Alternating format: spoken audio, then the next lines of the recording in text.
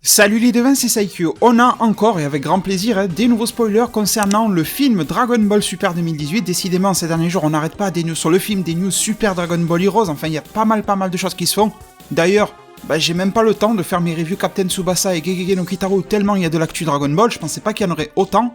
Ou en tout cas, je pensais pas que aujourd'hui, le magazine Weekly Shonen Jump allait nous révéler encore de nouveaux visuels sur le film, pour nous présenter les nouveaux designs, personnages, etc., avec de nouvelles infos aussi. D'habitude, on a ça dans un magazine mensuel, un truc comme ça, mais là, le Weekly Shonen Jump étant le magazine hebdomadaire, je pense pas qu'on aura des news sur le film chaque semaine, mais bon, c'est quand même pas mal de se dire que ce magazine-là se met à communiquer pour de bon sur le film.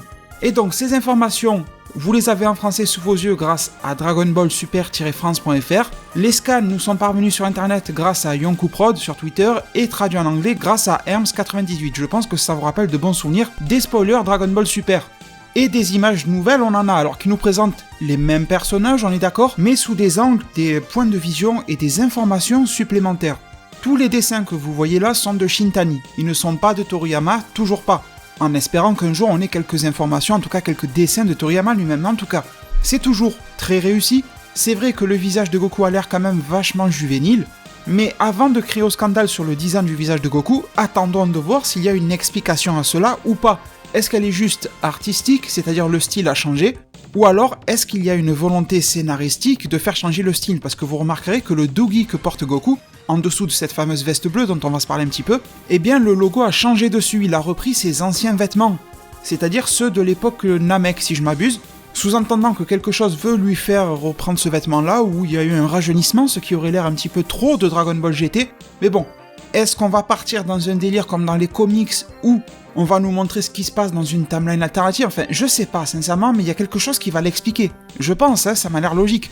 Si on nous montre quelque chose, c'est pour l'expliquer normalement, tu vois, à part si c'est Dragon Ball Heroes, mais là c'est le film, c'est la série, c'est la suite de l'histoire. Mais en tout cas, les nouveaux vêtements nous sont montrés encore plus. On voit les nouvelles vestes de Goku et Vegeta sous tous leurs angles, un qui porte du bleu, un qui porte du vert. Franchement, je trouve que ça passe. Après, chacun va dire « Ah, c'est ridicule, le vert, bon, pourquoi pas ?» Mais moi, je trouve pas ça si ridicule que ça. Après, pourquoi pas, franchement. C'est pas quelque chose qui me dérange, en tout cas, c'est pas quelque chose qui me plaît énormément. Voilà, c'est ça que je voulais vous dire. Et ensuite, on a les logos. Alors, vous avez été nombreux hier à m'en parler ou avant-hier, je sais même plus, sur ma vidéo de spoiler du film à me parler de ces logos-là. Et vous allez voir que ce n'est pas les seules choses dont vous m'avez parlé que je vais intégrer dans cette vidéo-là. Vous m'avez fait une théorie qui est vraiment superbe, je pense. En tout cas, on a la lettre S, si c'est une lettre. Hein. On a un logo qui ressemble à un triangle, et à droite, on a ce qui semble être la lettre B. Pourquoi est-ce que je vous dis que c'est pas forcément une lettre? Parce que le S pourrait représenter un sigle de quelque chose, et à droite, l'espèce de B, regardez, à l'intérieur des B, il n'y a pas les trous. Normalement, ça devrait être transparent. Par exemple, sur Goku, il devrait y avoir un trou dans le B. Enfin, 2 trous, pardon, pour laisser apparaître le bleu. Pareil pour Vegeta, on devrait avoir 2 trous qui laissent apparaître le tissu vert. Donc, est-ce que tout ça ne sont que des sigles pour symboliser quelque chose qui nous est inconnu? Ou est-ce que c'est vraiment du texte? Après, j'ai essayé de me dire à quoi le S et le B pourraient renvoyer, et est-ce que le triangle au final c'est un A? Parce que si on part du principe que le B n'est pas rempli, le A n'est pas rempli non plus.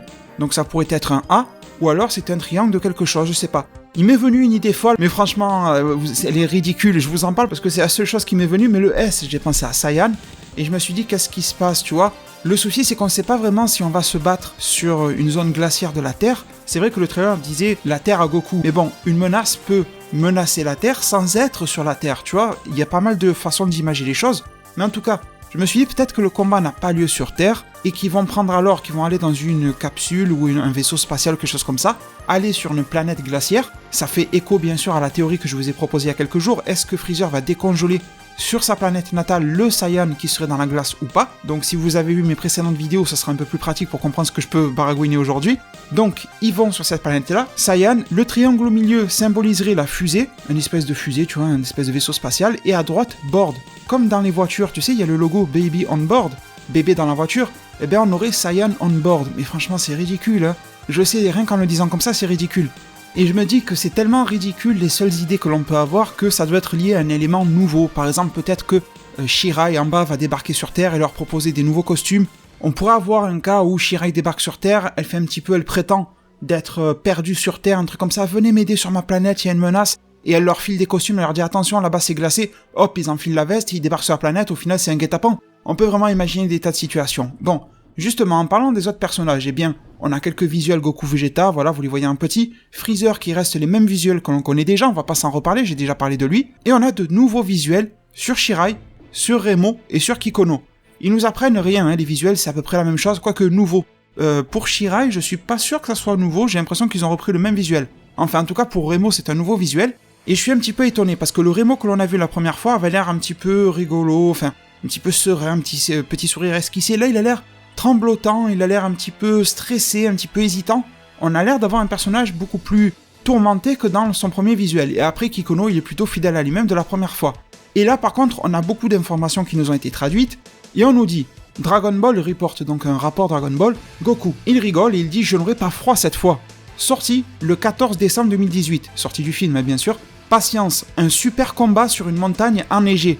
C'est parfait pour combattre le froid lors de cette première. Cette fois, de nouveaux personnages font également leur apparition. Tickets en prévente dès le vendredi 20 juillet. Les Japonais ils vendent les tickets très tôt. Donc ici il n'y a rien de trop spécial. On fait le jeu de mots vis-à-vis du fait que le film sort en décembre. Les Japonais eux-mêmes auront froid. Et donc Goku va aussi combattre le froid. J'ai l'impression que le combat aura lieu sur Terre à la manière dont c'est écrit. On nous dit un super combat sur une montagne enneigée. J'ai l'impression qu'on cible le lieu, une montagne enneigée pour nous dire que voilà, ça va se passer sur Terre, dans un lieu enneigé, tu vois, j'ai pas l'impression qu'on va vraiment voyager. C'est pour ça que le Saiyan on board, j'y crois pas trop. Mais bon, après tout est possible. Sinon, voilà, de nouveaux personnages font leur apparition pour combattre le froid. Je sais que certains vont y voir un certain jeu de mots, c'est parfait pour combattre le froid. Freezer, le jeu de mots avec le froid. Freezer sera peut-être à combattre dans ce film-là, même si je ne pense pas. Donc combattre le froid, combattre contre Freezer. Bon, pourquoi pas, mais ça serait un jeu de mots très tiré par les cheveux. Ça voudrait dire limite Hideo Kojima, là, le mec qui fait Death Stranding et Metal Gear, il serait passé là pour faire des jeux de mots. Donc, non, je pense pas que ça soit teasé à ce point-là, mais pourquoi pas, après tout, les paris sont ouverts. Ensuite, on nous dit de nouveaux vêtements et de nouveaux personnages. Découvrez l'histoire via ces dernières informations sur les persos. Goku et Vegeta sont prêts pour le combat avec ces nouveaux vêtements. Est-ce que Freezer, tiens, on en parlait, et les nouveaux persos se battent au même endroit? Et ça, les devins, c'est pas une phrase anodine, je pense. Forcément, quand ils font des phrases de teasing et qu'ils posent des questions, qu'ils font des points d'interrogation, exclamation, qu'ils font des 3 petits points, bah c'est pour t'indiquer un petit peu la réponse à la question, tu vois. Comme la dernière fois, je sais plus si c'était pour Remo, non je crois que c'était pour Kikono, ils avaient écrit dans le précédent scan, il a l'air insignifiant, mais est-il si faible que ça, 3 petits points? Donc sous-entendu que peut-être Kikono cache une puissance. Je vois déjà les commentaires arriver du genre, oh t'as dit qu'il pourrait cacher une puissance, peut-être que comme il porte le même costume que le Saiyan du film, autant le Saiyan du film, Yamoshi, est scellé dans Kikono. Non, ça me fait rire tout seul, mais autant c'est ça, mais... D'ailleurs, pourquoi est-ce que Freezer ressortirait Kikono depuis Dragon Ball Minus? Si vous avez vu ma vidéo, je vais pas tout expliquer. Pourquoi est-ce qu'il le ressortirait? T'imagines? T'as un putain de Saiyan scellé dans ce machin jaune là, dans cette espèce de M&M's? Non, enfin, je sais pas. Non, là, je pars en couille, mais franchement, bon, en tout cas, on poursuit avant que je dise trop de conneries. Mais oui, est-ce que Freezer et les nouveaux personnages se battent au même endroit? Rappelez-vous que l'on nous a promis et annoncé un film multicouche sur différentes périodes, présent, etc. Donc multicouche, c'est aussi qu'on va aborder le film sous différentes notions d'espace-temps. Et dans l'espace-temps, il y a espace aussi, il n'y a pas que temps. Et dans l'espace, tu te balades sur différentes planètes, différents lieux, machin. Donc, on pourra avoir une menace commune ou pas.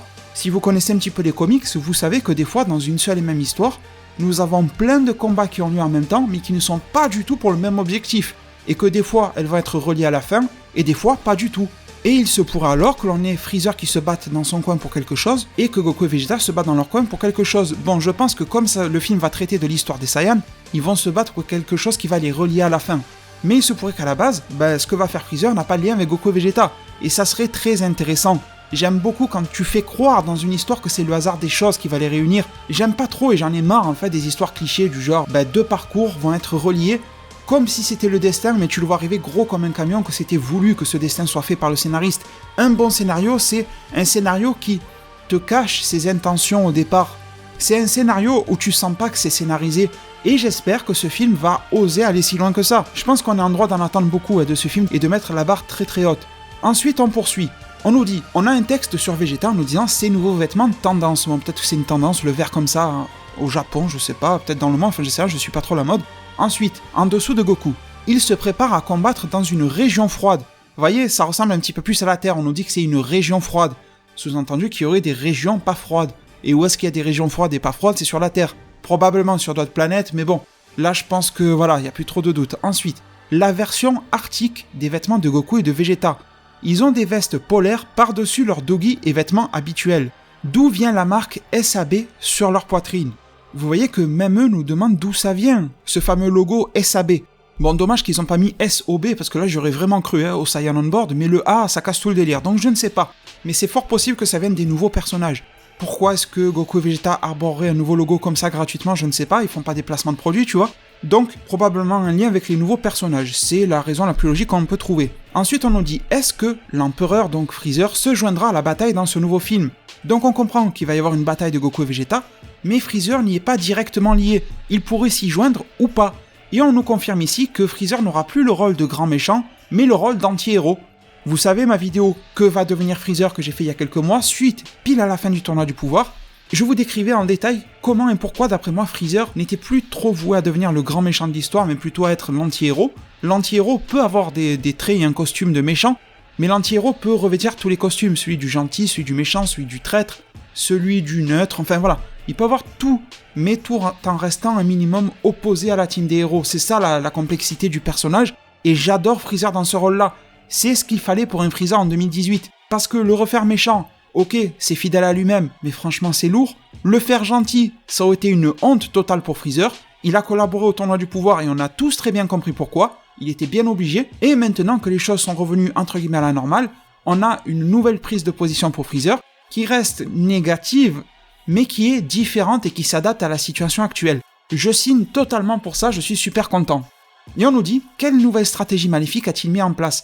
Donc vous comprenez qu'en tant qu'anti-héros, maléfique bien sûr, mais voilà, anti-héros quand même, ça va être aussi un petit peu lui, le stratège qui va bouger les pions dans l'échiquier. C'est-à-dire que Freezer va faire sa vie dans ce film-là, il va avoir des intérêts, peut-être refonder son armée, aller trouver 2-3 guerriers surpuissants quelque part, aller chercher un vieux Saiyan pour le décongeler, j'en sais rien moi, mais des trucs qui n'ont pas de lien direct, c'est des Saiyans mais bon, pas de lien direct dans l'immédiat avec Goku et Vegeta.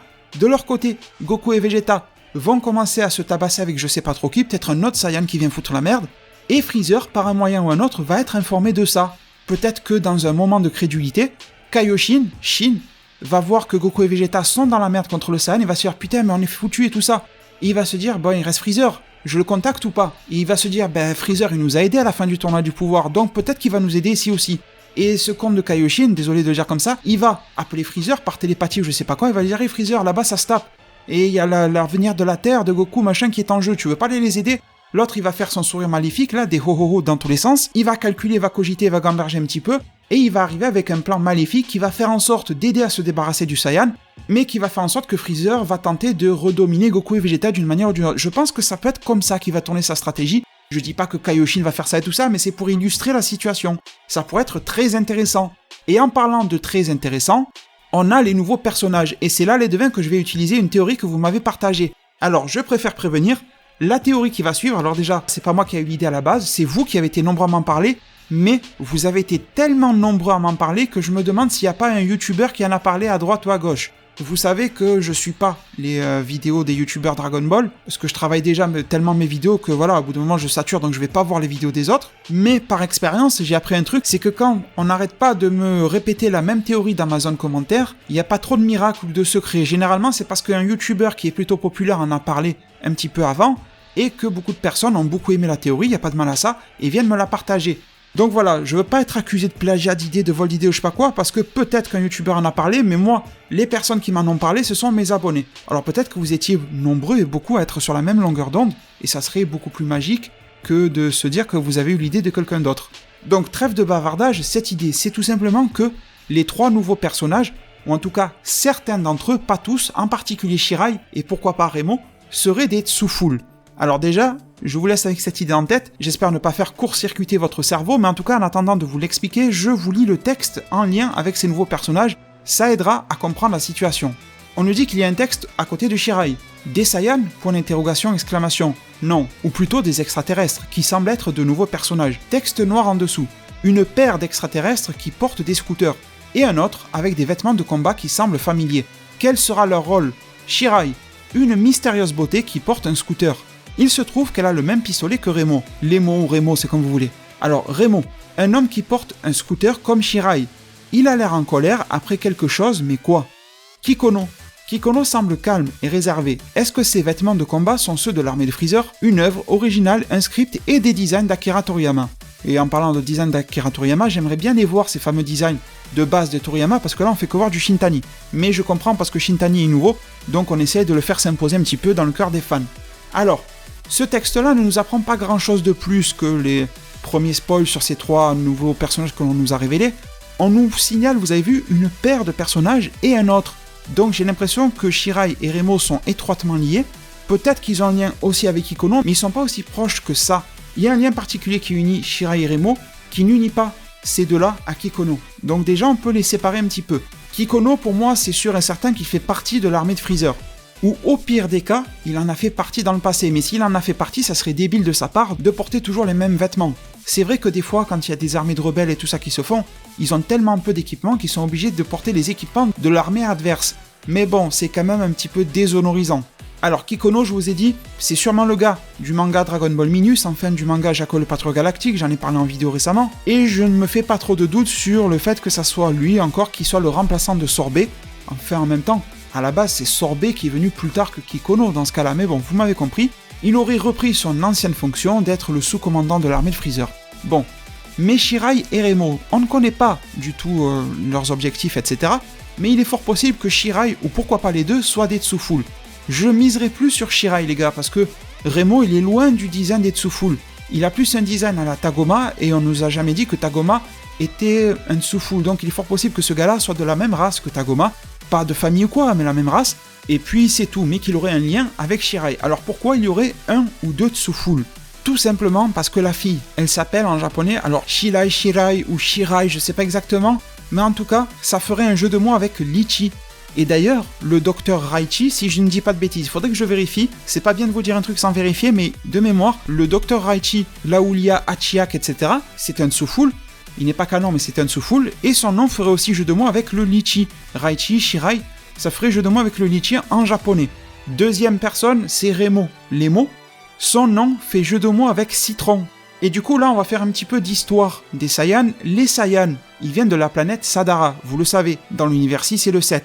Sauf que dans l'univers 7, les Saiyans, ils ont migré, ils sont partis de leur planète Sadara et ils sont allés sur la planète Plante.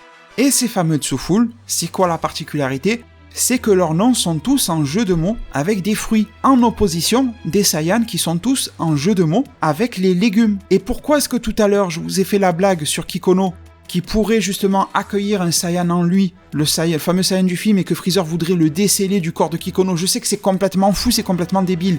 Mais pourquoi? Parce que Kikono, ça veut dire champignon. Champignon étant un légume. Et c'est vrai que ces derniers temps, tous les Saiyans ont des noms de légumes verts ou de choux, parce qu'il y a Kel, il y a Kiabe, il y a machin, il y a Caulifla, tu vois, mais généralement les Saiyans ont des noms de légumes un petit peu au hasard. Kakarotte, c'est les carottes, tu vois. Raditz, c'est le radis, donc il n'y a pas forcément que des choux ou des légumes verts. La carotte, c'est orange, à ce que je sache, mis à part quelques variétés bizarres. Donc ça aurait été drôle que Kikono soit en fait le nom d'un Saiyan, un truc comme ça, scellé dans ce petit tête de M&M's, comme j'ai dit tout à l'heure, mais ça m'a l'air complètement impossible. Mais revenons sur quelque chose de très possible, et c'est ça que vous avez été très nombreux à me dire, c'est qu'on pourrait avoir des Tsuful. Et moi j'étais là devant mon ordi, je me disais, mais qu'est-ce qu'ils ont à me parler de Tsuful? Je comprenais pas, parce qu'en fait tout le monde m'a dit c'est des Tsuful, mais dans tous les commentaires que j'ai lus, il n'y en a pas eu un qui m'a dit oui c'est des Tsuful parce que le jeu de mots, etc. Et vous savez, j'accorde beaucoup d'importance à ce que vous me dites, même si ça m'a l'air ridicule sur la première lecture, ben je vais me renseigner quand même. Et quand j'ai vu que voilà, les noms faisaient des jeux de mots avec les fruits, je me suis dit putain ils sont pas cons. Surtout que, bon je vous ai dit le design de Remo je suis pas très convaincu, mais le design de Shirai, elle a les cheveux blanchâtres grisâtres, ça correspond beaucoup. Et qui est-ce qu'on a eu récemment dans le tournoi du pouvoir? Alors c'est vrai qu'on a eu un Yardra. Est-ce que les Yardra auront un rôle quelconque dans le film Dragon Ball Super? Pourquoi pas, vu qu'on va exploiter le passé, mais j'y crois pas trop. Mais sachez quand même que les Yardra étaient prévus pour être attaqués par l'armée de Freezer. Donc il se pourrait que l'on voit l'attaque de Freezer des Yardra, bref. Mais aussi Zarbuto dans l'univers 2, le Tsuful. On a eu strictement aucune information sur ces deux cinglés, mais ça pourrait être le bon moment. Putain, ça c'est vraiment un gros point noir du tournoi du pouvoir, c'est de nous sortir des races connues, univers 7 et 6, et de ne pas les expliquer. Est-ce que le tournoi du pouvoir, qui avait un scénario pas forcément le plus abouti du monde, mais en tout cas ne fait pas office de gigantesque tremplin scénaristique pour le film Dragon Ball Super avec Freezer, avec le vœu de C17, avec les pouvoirs des Saiyans qui vont être développés, la nouvelle légende Saiyan et tout ça, ça va faire du lien avec le film, qui est le Saiyan qui va débarquer, et avec des races qui ressortent du passé, comme par exemple les Tsuful qui ont un lien fort et étroit avec les Saiyans. Donc cette Shirai serait en quête de vengeance, pourquoi pas, vis-à-vis des Saiyans qui lui ont fait du mal. Voilà pourquoi elle s'associerait à Freezer. Et Remo, je sais pas trop où le placer. Soit ça serait par rapport à son nom, et bien lui aussi un Tsuful, mais j'ai l'impression qu'il a quelque chose de plus que Shirai, on voit qu'il a l'air énervé de quelque chose. Je pense que Remo a des objectifs un petit peu plus à double sens, un petit peu plus complexes que Shirai, mais je pense que Shirai a un bien meilleur background, c'est-à-dire une histoire de fond, un passé, qui est beaucoup plus intéressant que Remo. On verra bien si cette petite prédiction se réalise, mais je pense que genre, l'enfance de Shirai est très importante, un petit peu comme une Gamora dans Avenger, ou tu vois, un truc comme ça. Tandis que Remo, c'est peut-être plus sa vie adulte et son histoire de maintenant qui va être plus intéressante que son passé. Enfin voilà, c'est un petit peu comme ça que je le ressens, je me trompe peut-être. Mais du coup les devins, je vous remercie et je vous invite vraiment à me partager à chaque fois que c'est possible le maximum de prédictions de votre part. Parce que moi, bien sûr, je travaille pour en faire le plus possible, mais surtout quand on est dans une semaine comme ça, où j'ai la tête un petit peu tournée vers mes reviews de Tsubasa, mes reviews Kitaro, j'ai la tête tournée vers toutes les infos qui tombent, de Super Dragon Ball Heroes, analyse des trailers, des machins, d'un coup t'as des trailers du film, des images du film, des machins, ça devient un petit peu compliqué, tu vois, de faire des tas d'analyse, donc c'est vraiment bien, c'est vraiment cool d'avoir votre support. Je ne peux que vous en être reconnaissant du fond du cœur. En tout cas, j'espère vraiment que cette belle théorie sur les Tsuful se réalisera. Ça voudra dire que même si l'arc Tournoi du Pouvoir n'a pas clôturé tous les points d'histoire auxquels on s'attendait d'avoir une conclusion, eh bien dans la série animée Dragon Ball Super, eh bien le film va le faire, va y répondre, et pourquoi pas ouvrir de nouvelles intrigues. Vous savez, Toriyama, c'est un petit peu connu, hein, à chaque fois qu'il répond à une question ou à une intrigue, il en ouvre 3 ou 4 fois plus, donc voilà, pourquoi pas. Écoutez, je pense avoir tout dit concernant ces spoilers du film Dragon Ball Super 2018. Merci énormément pour tous les likes, les fameux pouces bleus, les j'aime que vous apporterez à cette vidéo-là, vous savez que c'est super important. Prenez tous super bien soin de votre futur, et à plus pour de prochains arts divinatoires.